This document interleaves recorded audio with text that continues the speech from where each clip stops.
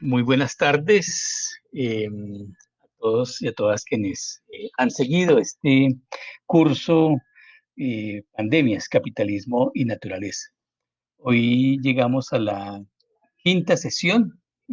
Vamos a terminar de hoy en 8 días, es decir, que el próximo jueves no tendríamos sesión, sino que terminamos en 8 días con nuestra reflexión como semillero de investigación Yalpay sobre el COVID-19 como pandemia del capitalismo global. Para esta tarde hemos preparado una reflexión, un análisis sobre una de las pandemias contemporáneas, y es importante porque suscita muchos miedos en tanto el virus que vamos a estudiar esta tarde, el virus de inmunodeficiencia humana, que produce una condición después de años, el síndrome de inmunodeficiencia adquirida, asociado a nuestra sexualidad y contemporánea. Es moralizado, es perseguido y es supremamente conflictivo para la vida de hombres y mujeres de comunidades LGBTI en el mundo, pero también de los pobres del sur global. Entonces, esta reflexión busca cruzar en nuestra matriz de análisis, capitalismo-naturaleza, esta vez en la dinámica del patriarcado, cómo se construye y se produce históricamente la pandemia en las últimas décadas de la vida del planeta. En esta tarde vamos a abordar tres temáticas. Lo que en general sabemos hoy sobre el virus, las historias transnacionales que conectan tres nichos producidos por el capitalismo relacionados por el viaje del virus durante el siglo XX, desde el Congo en África, pasando por la Española, Haití en el Caribe latinoamericano y culminando en Estados Unidos, que se convierte en el nicho de la mayor difusión de la expansión del virus en el siglo XX. Y finalmente queremos presentar unas reflexiones sobre esta pandemia y la cultura patriarcal asociada obviamente al capitalismo y al imperialismo. Como lo hemos hecho en otras sesiones, eh, queremos recomendar dos textos de análisis de la historia del virus.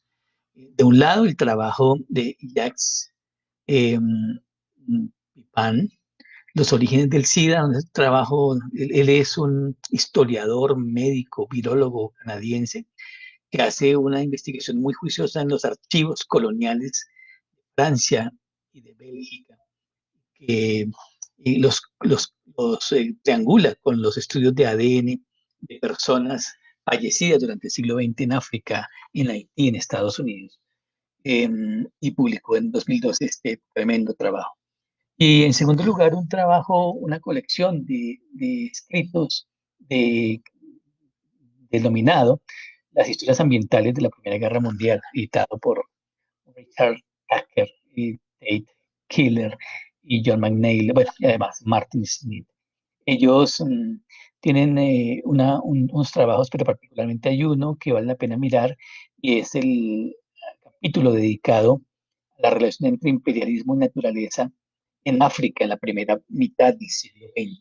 Desde estas dos ópticas, desde estas dos perspectivas y otras que vamos a ir comentando, presentamos nuestro balance de la historia ambiental eh, que hacemos de esa circulación transnacional y cómo el capitalismo, al producir, al gobernar la naturaleza, también genera las pandemias.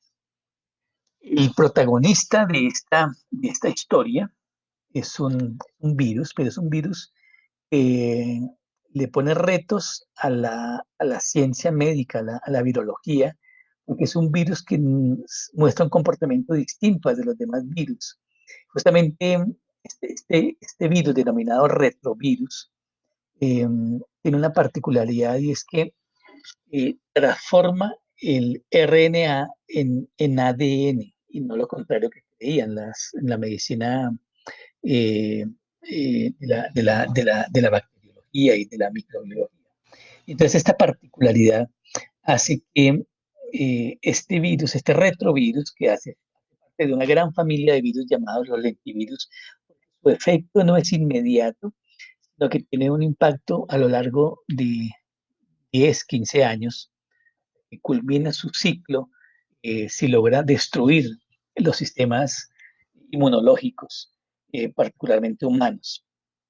Entonces, lo que hace este virus, una vez que ingresa al cuerpo por los fluidos, por la sangre, por el esperma, por las mucosas, y logra atrapar y transferir su información a los linfocitos, las células CD4. Células empiezan a crecer si no hay ningún mecanismo inmunológico que frene su avance. Inicialmente no es perceptible, se sienten simples gripas. Después de mucho tiempo sin tratamiento, la destrucción total del sistema inmunológico humano permite que nuevas enfermedades sean las que acaban con las personas en las que el virus se introduce y comienza a ser parte de sus propias vidas.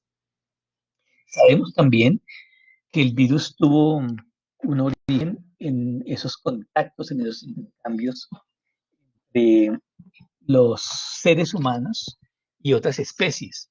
Particularmente se sabe que existe en África una especie de monos, los mangabey.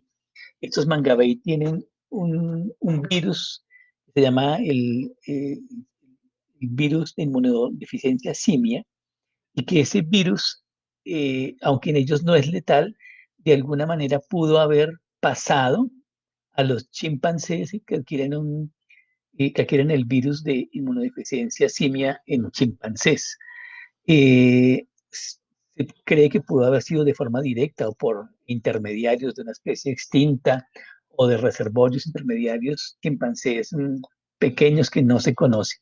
El punto es que por alguna razón que vamos a explicar, las hipótesis que hoy se conocen, va a transitar de los chimpancés, de diferentes tipos de chimpancés, a humanos, creando pues tres modalidades, ¿cierto? Grandes, lo que llaman la M, la N y la O, la M como la mayoritaria que está dominada en el mundo, conocida como el virus 1, el HIV-1, eh, y las otras recesivas, que en general se clasifican hoy en dos grandes tipologías, el H y el VIH1, que es el más agresivo y el que se ha difundido con más fuerza en las últimas décadas, causando algo así como 40 millones de muertos en el mundo.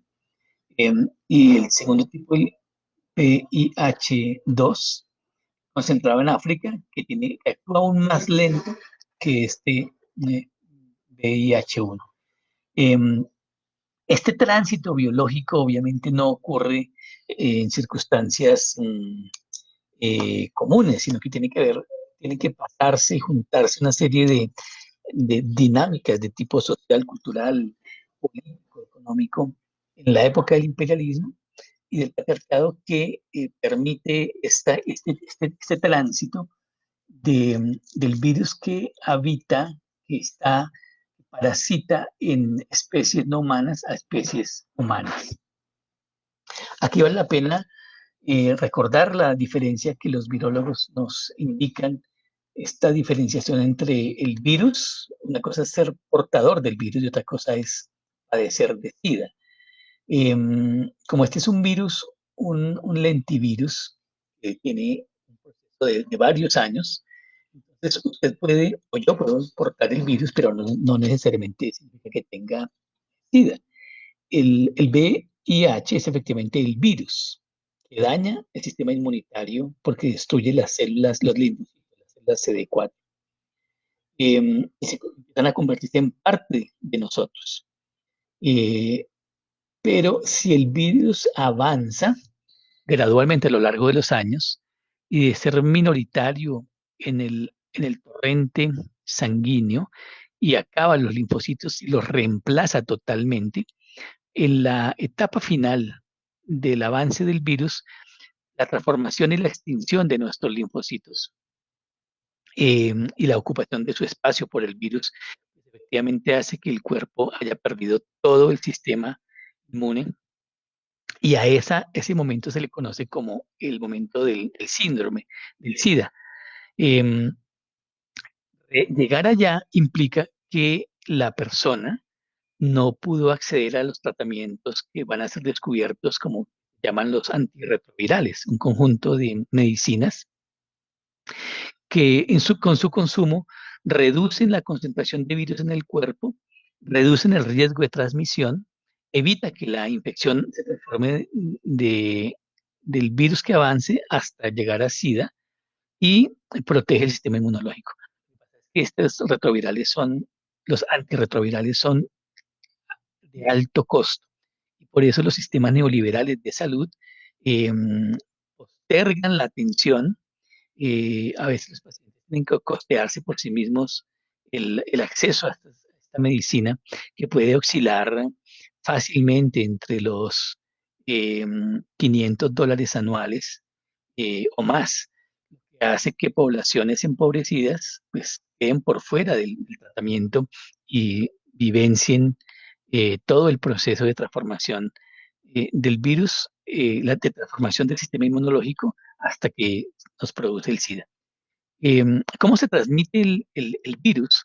Hoy se sabe que el virus se encuentra en la sangre, en el semen, en el líquido preseminal masculino, en los fluidos vaginales y en la leche materna.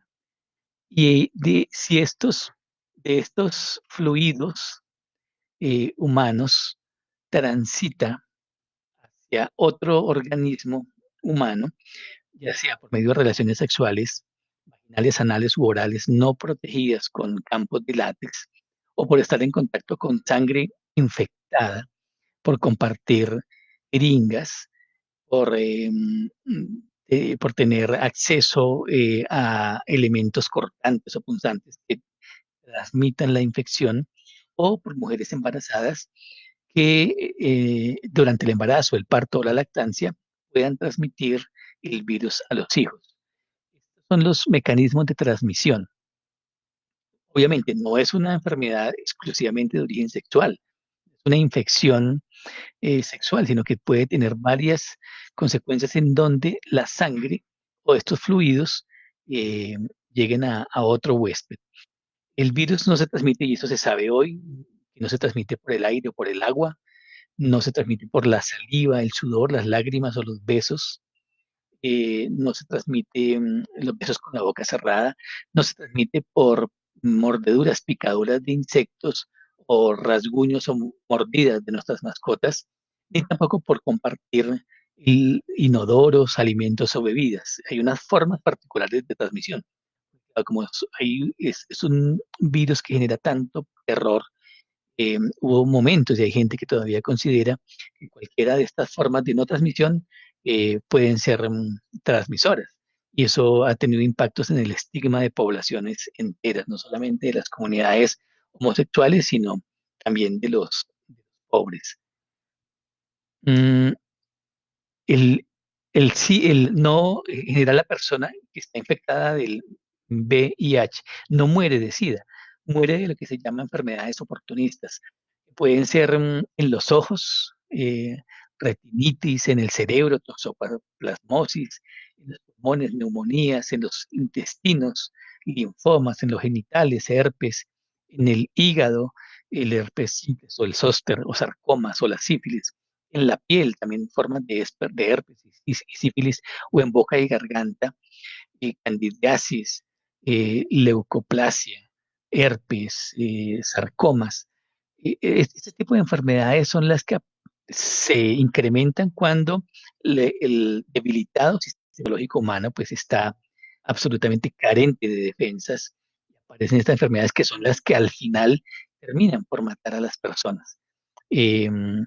De hecho, es acertado decir que la gente no muere de SIDA, muere de estas enfermedades, eh, porque la etapa del SIDA como etapa, la etapa previa a que estas enfermedades se expandan una de ellas o todas simultáneamente y culminen con la vida humana.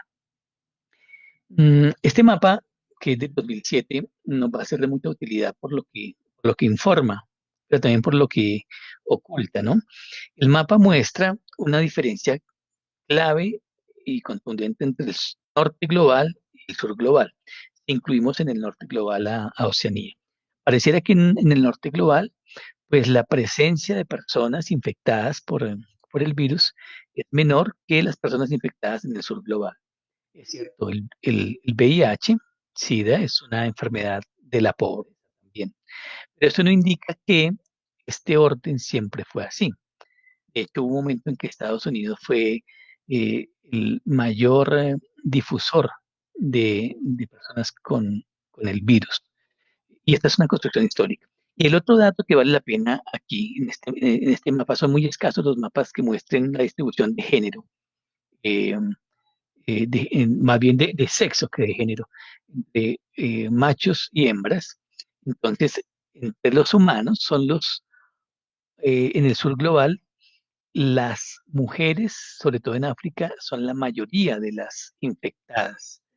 En América Latina son mayoría hombres, aunque en los últimos años las mujeres han tendido a infectarse más. Y en Asia igualmente son mayoritariamente hombres. Lo mismo ocurre en el norte global. Esta es una enfermedad principalmente en la que los hombres somos portadores, pero quienes pueden ser más fácilmente víctimas del SIDA son hoy las mujeres. Eso tiene unas razones también históricas en esa relación de capitalismo, naturaleza y patriarcado que queremos presentar a lo largo de la charla. Em, Estos datos recientes también ameritan un análisis político. Hacia el 2017 se decía que había casi 37 millones de personas en el mundo con el virus. De ellos, el 30% sabía que tenía el virus, pero el 70% suele no saberlo. Y esto creó ya unas diferencias brutales.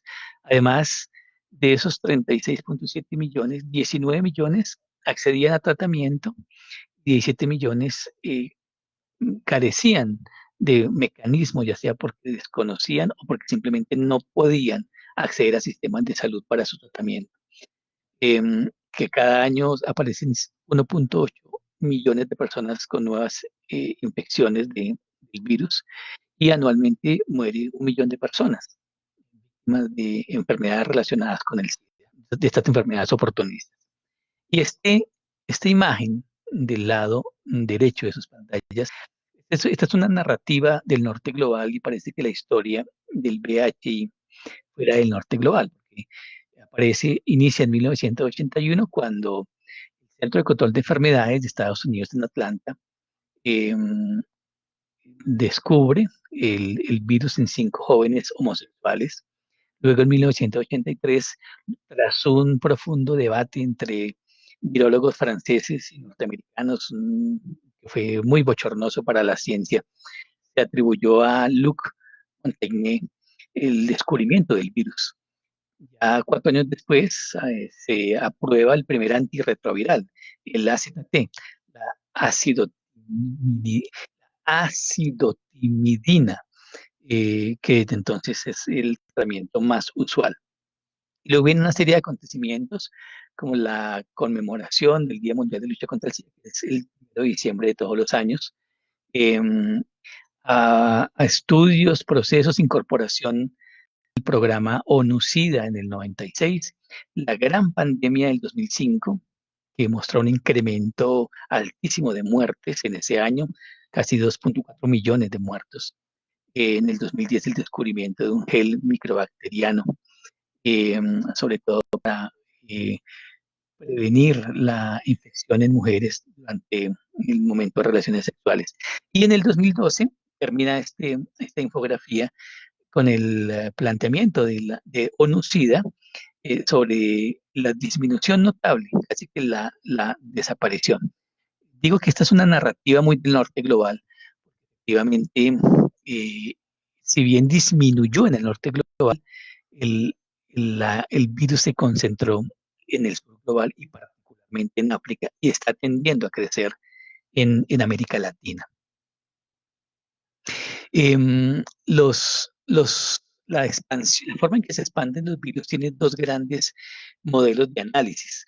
Nosotros optamos por lo que llamamos el modelo dialéctico que nos proponen los antropólogos médicos Samuel Friedman y Diana Rossi, en un artículo publicado en Antropología Dialéctica del 2011 que se llama Teoría Dialéctica y el estudio del SIDA y otras epidemias. Ellos crean un modelo de análisis que lo hemos tratado de tener en las diferentes sesiones, que es contrario al modelo de explicación positivista, que es conocido como la expansión viral tipo bola de billar, que supone que la sociedad es un paño de una mesa de billar y que el virus es una bola que al tocar a otras, el grado de intensidad con que las toca las afecta. Si estas están aisladas, entonces las va a tocar con menor intensidad, pero si hay muchas, entonces va a circular más rápidamente. Este es un modelo de análisis que no necesariamente es erróneo, sino que es incompleto, porque la sociedad en la que ocurre una pandemia no es una mesa plana, sino un conjunto de contradicciones dialécticas y de actores dinámicos, ¿cierto? Entonces, Friedman y Rossi nos proponen que esa mesa de billar está integrada por un macrosistema económico del que hacen parte las multinacionales, los sistemas de gobierno, las luchas de clases, las luchas de género, las luchas étnicas, las posibilidades, la existencia de las condiciones de pobreza o de discriminación racial, las estrategias para públicas para tratar la enfermedad, los riesgos en la trama de relaciones sexuales, las creencias sobre las relaciones sexuales, la interacción de creencias y redes con el virus, los sistemas de migración, perdón, de mitigación, de prevención, tanto los ofrecidos por el Estado como las que generan los sistemas de autoprotección comunitaria, las ideologías y los sistemas de creencias populares como el individualismo, la segregación sexual o la alienación o el autocuidado y obviamente las luchas sociales, todos estas dinámicas en su interconexión dialéctica con el virus son los que permiten complejizar el panorama que la teoría de la expansión bola de billar no puede ver.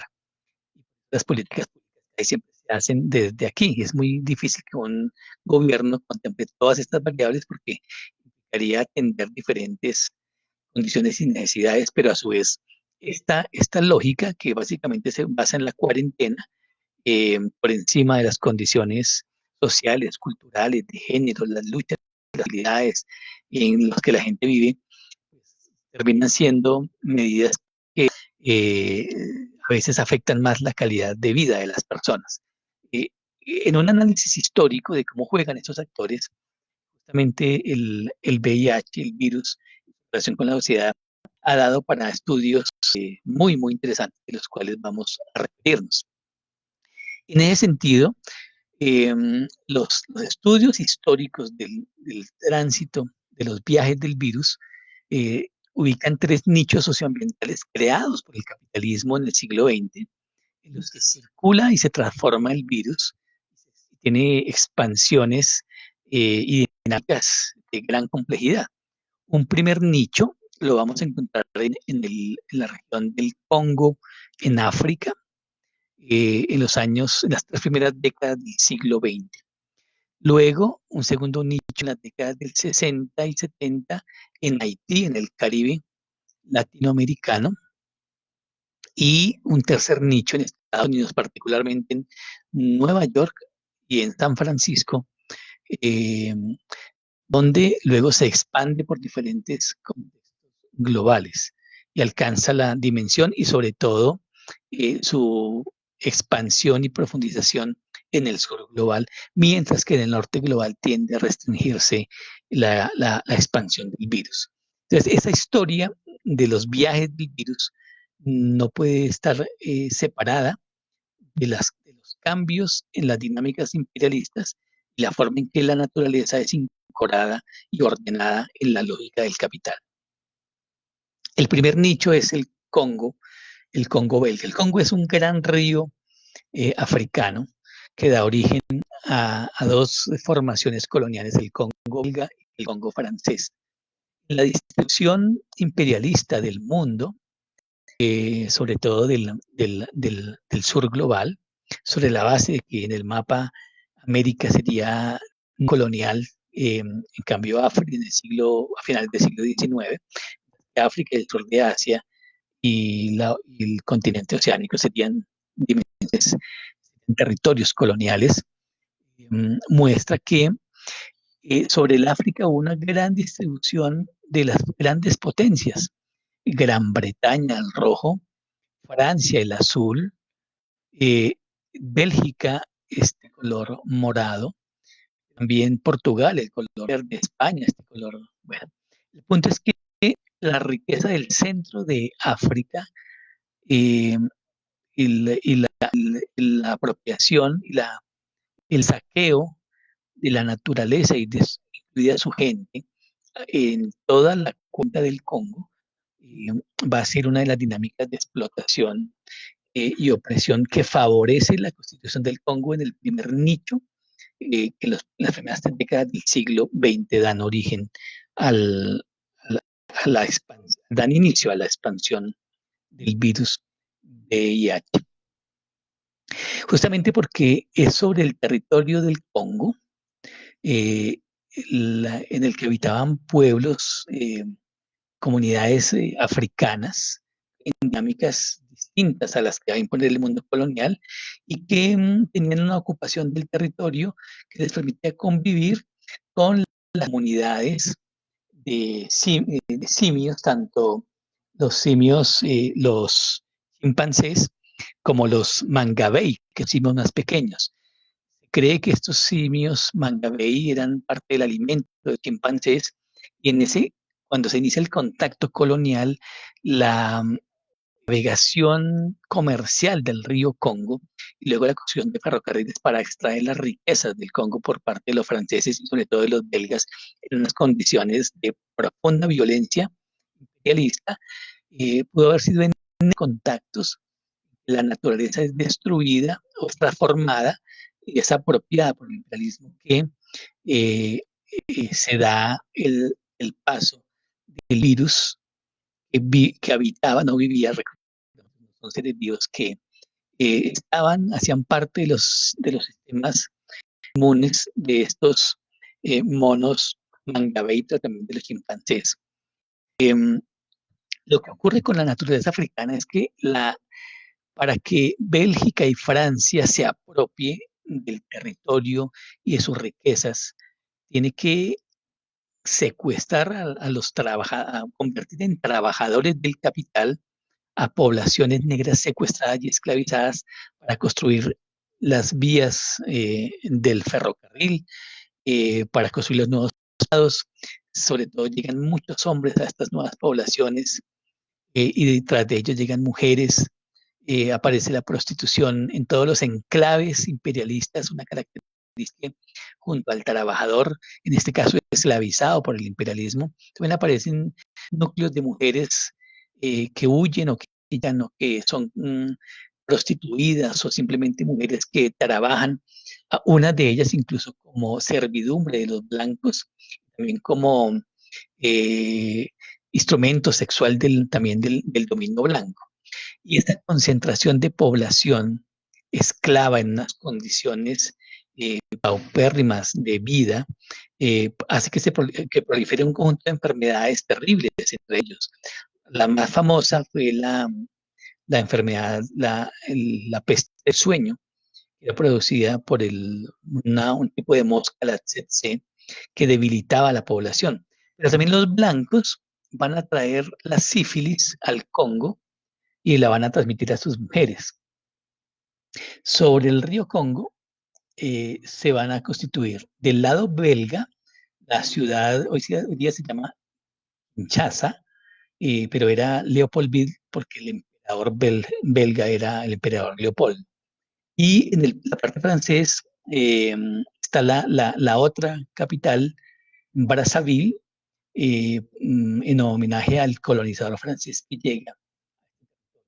Y todo el río Congo es una gran arteria de comunicación interconectada por ferrocarriles que los que circulan las mercancías y la mano de obra enferma.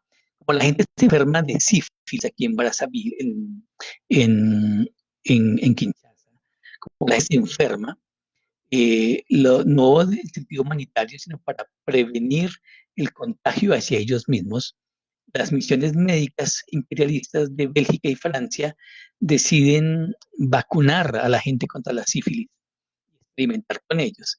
Pero las condiciones que relatan los historiadores en que se dan estas campañas de higiene y seguridad sanitaria es que una aguja usada para inyectar, para vacunar hasta 1000 personas con la misma aguja. Entonces, en esas condiciones es muy posible que quienes portaban el virus, quienes lo habían adquirido, lo habían adquirido de su contacto con los chimpancés y estaban enfermos, ya fuera de sífilis, de la enfermedad del sueño u otras enfermedades que se van a dar en este agrupamiento forzado de población, hayan dado origen a la primera manifestación, digamos, de la época moderna, producto del dominio colonial del VIH en poblaciones humanas concentradas forzadamente. Y aquí va a permanecer hasta la década del 60, bajo la dominación belga, porque el Congo es muy rico en diamantes, en oro, en coltán, en cobre, en manganeso, en carbón, en uranio, en petróleo. Y todas estas riquezas son extraídas eh, con población cautiva y que vive en condiciones muy difíciles de saneamiento social y sanitario. Entre las riquezas decíamos que ofrece el Congo está el marfil para la construcción, para la construcción y para los lujos de la élite europea. Eh, pero también va a estar el caucho, importantísimo para la industria del desarrollo automotriz de los años 20. Las llantas eran de caucho extraído de África, también del sur de Asia y de América y de la selva amazónica. Pero también los belgas y franceses van a saquear, a extraer eh, esta naturaleza animal con que los imperios crean los zoológicos de animales salvajes para que sus súbditos y sus ciudadanos en las ciudadelas imperialistas se recreen con eh, estos animales secuestrados presentados como el símbolo del poder imperial que es capaz de traer la naturaleza exótica hasta el centro de Londres, hasta el centro de París, o hasta el centro de Nueva York. Entonces, estos zoológicos juegan un papel también en esos intercambios, pero a su vez esta extracción de mercancías propias para el capital eh, mediante trabajo humano forzado y enfermado es el primer nicho durante las primeras décadas del siglo XX del nicho humano en el que el virus, el VIH, encuentra posibilidades de reproducirse y de matar a las poblaciones. Los registros coloniales estudiados por los historiadores y las muestras de ADN histórica coinciden en afirmar que las cepas de VIH contemporáneas con las de gente muerta en los años 20 en el Congo mantienen continuidad. Se podría afirmar sin ningún temor a creer que está especulando, el virus es una creación en ese sentido, la dominación del capitalismo imperialista. Luego vamos a un segundo nicho, y es cómo ingresa el virus ahí. Para esto hay que recordar políticamente que durante a mediados del siglo XX, esta parte de la isla, la española, que conocemos como Haití, es colonia francesa, fue gobernada por una brutal dictadura de la familia Duvalier, de Papa Doc y Nene Doc, y que gobernaron brutalmente con grupos paramilitares conocidos como los Tonton Macuts. En 1960, el Congo belga se independiza y da origen a la República Democrática del Congo. Una vez el Congo está libre de Bélgica, va a requerir la ayuda de gente de habla francesa que viaje en calidad de maestros, de médicos, y muchos profesionales haitianos encuentran una posibilidad de escapar de la dictadura, van a trabajar al Congo en la década del 60. Es lo que rastrean los historiadores y los biólogos, es que estos viajes de de la capa profesional que escapa, que huye de la dictadura haitiana, va a trabajar al Congo y regresa a visitar sus familias. En esos tránsitos se transporta el virus, llega hasta Haití. Pero además de eso, la dictadura va a convertir a Haití, sobre todo después de la Revolución Cubana, en que Estados Unidos pierde su paraíso turístico y de comercio sexual. Haití y otros países del Caribe van a ser convertidos en atracciones turísticas y de comercio sexual para comunidades homosexuales más, bueno, para hombres homosexuales con altos ingresos de América del Norte y de Alemania, particularmente de Estados Unidos y Alemania, que con esa exotización del hombre negro caribeño viril, pero sumiso porque es colonizado, hacen que haya una cantidad de viajes. Y entonces el virus que venía del Congo llega a Haití y luego va particularmente a Estados Unidos. Em, Dos trabajos, el de Paul Farmer, 92, y el de Papen, Orígenes del SIDA, del 2012, nos van a presentar eh, como dos hipótesis de cómo migra el virus de Haití a Estados Unidos. Farmer lo que sostiene es que a partir de un trabajo etnográfico de historias de vida de hombres haitianos, él reconstruye cómo Haití se convirtió, fue representado por el imperialismo como una fantasía sexual, sobre todo para las comunidades homosexuales del norte global y particularmente de Estados Unidos. Y a partir de esa representación del incremento del turismo sexual con la isla promovido por la dictadura de los Duvalier, ese fue el mecanismo de viaje del VIH. Eh, Jacques Papin lo que va a decir es que también por la misma época Estados Unidos estaba en la guerra de Vietnam, los 60, comienzos de los 70, hasta el 75 estuvo presente pues en el sudeste asiático en guerra Estados Unidos y tenía una altísima demanda de sangre para las tropas. Entonces, los Tontonacuts controlaban un cartel de venta y de exportación de sangre haitiana muy barata hacia Estados Unidos, particularmente hacia Estados Unidos, para apoyar la guerra de Vietnam. Recordemos que los Duvalier fueron consentidos de Estados Unidos. Entonces, lo que se sostiene en este libro de los orígenes del SIDA es que la exportación de sangre haitiana ya infectada con VIH llega a Estados Unidos, se instala en unas ciudades particularmente. Lo que podríamos decir es que no se trata de hipótesis excluyentes, sino que ambas jugaron, porque efectivamente Haití fue un territorio sexualizado como paraíso, como para una región paradisiáticamente de masculinidad dominada, pero también los carteles paramilitares de los Macut que exportaban sangre infectada jugaron. Y, sea la razón que sea, cual fuera principal, ambas sirvieron como mecanismo de viaje del virus hacia Estados Unidos. Y en Estados Unidos se encontraron unos nichos populares que han sido estudiados por estos autores. Entonces, estaba el nicho de los adictos a la droga en el inicio del proyecto neoliberal de mediados de los 70, que no solamente reduce los sistemas, privatiza el sistema de salud americano, sino que declara la guerra a las drogas, eh, que por muchas razones los pobres urbanos sin techo encuentran en la droga y en el consumo de heroína inyectada un refugio.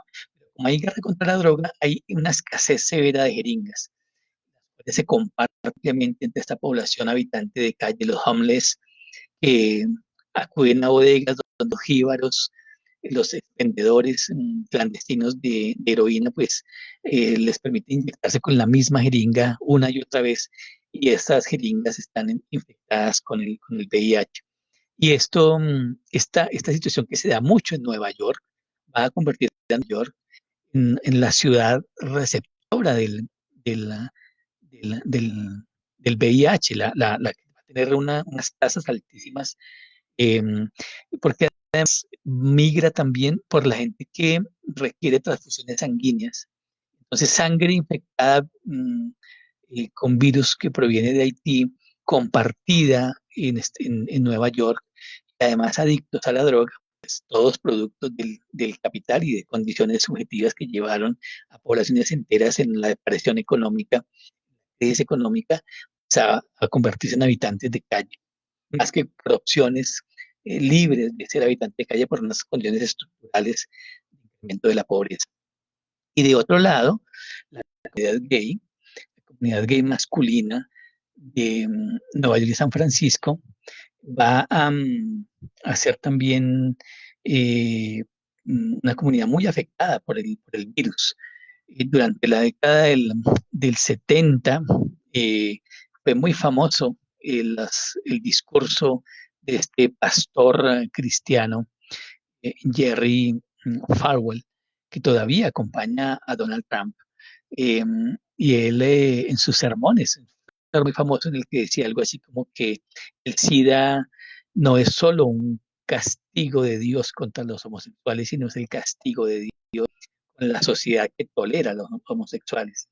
Estas campañas histéricas, de rabia, de odio, eh, también hacen que se active un movimiento de derechos civiles de la comunidad gay. Va a ser importante en Nueva York, pero sobre todo en San Francisco.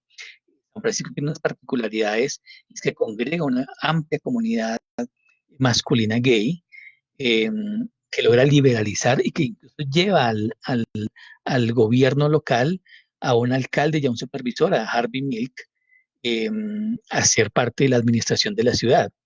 Ya recordemos la película Milk, que es la historia de esa comunidad muy activa, que además crea unos sistemas de protección mucho más efectivos que a veces las políticas públicas. Pues Milk y el alcalde de San Francisco van a ser asesinados por ese odio a los homosexuales en el año de 1978.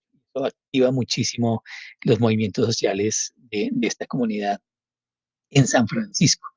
El punto es que eh, esas dinámicas hicieron que tanto los movimientos sociales de la comunidad gay masculina como los mismos movimientos de los destechados, pese a que había políticas neoliberales, lograron reducir el número de infectados en Estados Unidos. Pero si bien el virus disminuye su presencia en Estados Unidos, se expande por el mundo y viaja nuevamente hacia América Latina, hacia Europa, nuevamente a África o a Oceanía.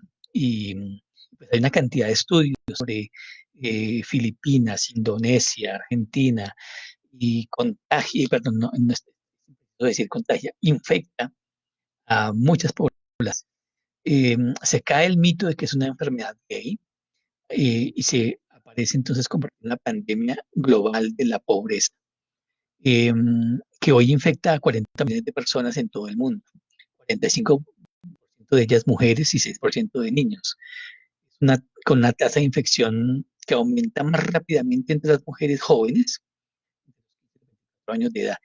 El VIH sobre todo está ataca o infecta más bien a la población en edad laboral, entre los 15 y los 45 años. Es como el grupo poblacional más afectado.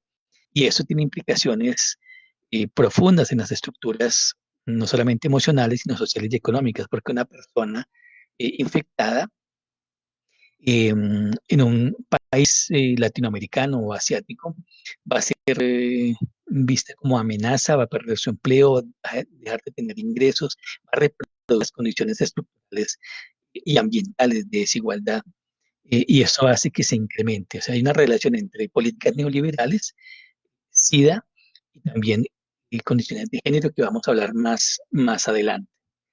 Em, si bien el SIDA deja de ser una preocupación eh, hacia finales del siglo XX en el norte global, se convierte en una enfermedad de la pobreza, en un conjunto de enfermedades de la pobreza en el sur global, que es creciente. Simplemente para mostrar el dato, en Colombia, eh, de 2012 a 2018, se triplicó el número de personas infectadas con el VIH, que pasó en el 2012 de 37.000 al 2018 a 90 y casi 100.000 personas portadoras del virus.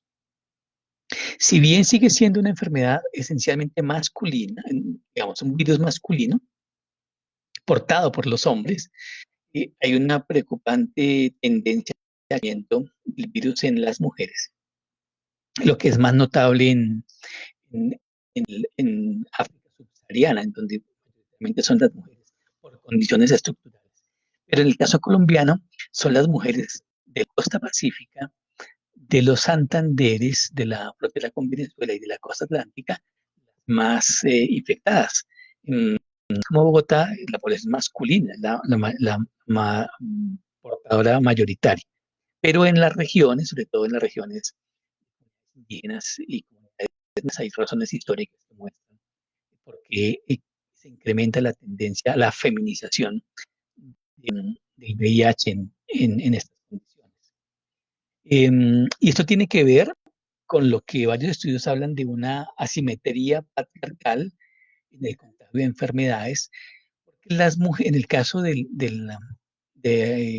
la infección por virus, las mujeres son más vulnerables para disfrutar de prácticas sexuales seguras y satisfactorias y están en más riesgo de contraer el virus que los hombres.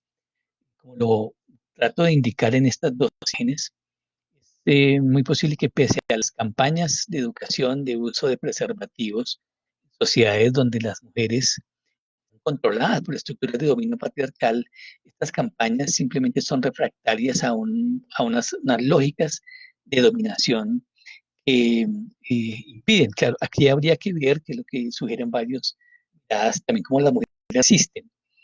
Solamente la gente depende de lo que los estados hacen, sino también de sistemas de resistencia.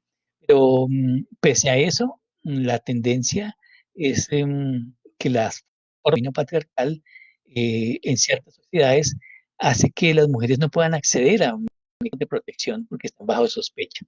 O en el mismo Congo actual, este cartel nos dice que en el Congo, cada hora hay 48 violaciones en la República Democrática del Congo.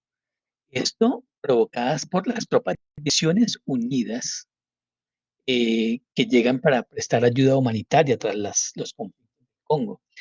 Em, y es decir, que las condiciones de violencia, de guerra y luego de posguerra, y que muchas veces la ayuda humanitaria europea o norteamericana, en las tropas de Naciones Unidas se convierten en predadoras sexuales y en incremento también de las condiciones de vulnerabilidad.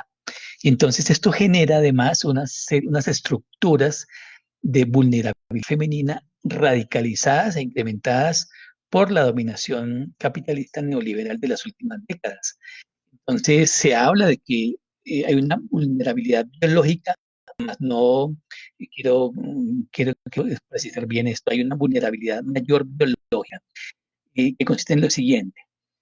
En las relaciones heterosexuales entre mujeres y hombres, las mujeres tienen la posibilidad, tienen 2 a 4 veces más posibilidad de infectarse que el hombre, porque su zona de exposición al virus en una relación sexual es de mayor superficie en la mujer. Las paredes vaginales son más amplias que lo que está expuesto el pene del hombre. Además, la carga viral es mayor en el semen que en los fluidos vaginales. Y en relación a las infecciones de transmisión sexual, son cofactores de infección del VIH. Son normalmente asintomáticas y no tratadas en la mujer y en el hombre. Todas estas condiciones debilitan la mucosa vaginal y permiten con más facilidad la entrada del virus. Sobre todo si hay adolescentes, los aparatos genitales todavía están inmaduros. Es esta condición de una biología producida por relaciones de poder las que producen una vulnerabilidad biológica desfavorable a las mujeres. Pero también hay una vulnerabilidad epidemiológica, que la forma en que se constituyen parejas en el mundo, mayoritariamente, mm, eh, digamos que en la actualidad, que las mujeres más jóvenes tienden a tener relaciones sexuales y a establecerse como parejas de hombres de mayor edad. Y esta asimetría etaria también genera una condición de mayor riesgo de infectarse, entre otras cosas porque la diferencia de edad crea lo que llama un contrato sexual desfavorable. Y entonces los hombres mayores prohíben a las jóvenes esposas protegerse sexualmente, como una forma de control de la sexualidad y de la subjetividad. Y entonces estas condiciones en que se constituyen las parejas contemporáneas en casi todo el mundo, pues obviamente también desfavorecen la calidad de sistema inmunológico femenino de las mujeres.